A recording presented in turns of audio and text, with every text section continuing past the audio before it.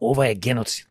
Ова е нешто што Менгеле го правеше во Втората светска војна во концентрационите логори против евреите и сите други кои што беа таму затворени. Ова е слично нешто. Ова е убиство на нашите деца, убиство на нас.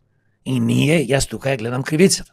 Замислите вие, ако демократи се на власт, не имаме доволно пратеници во собрание, ние ова ќе спречиме за многу брзо.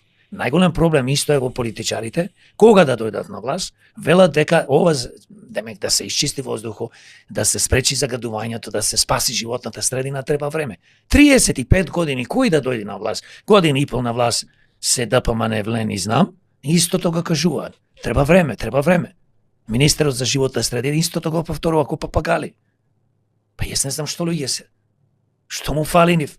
Значи почни одма сега да го решат проблемот. Донеси мерки и никој не вика дека воздухот и животната средина ќе исчисти за 24 часа, но може да се спроведат мерки и да се спречи и да почне да се намалува ова загадување сега одма.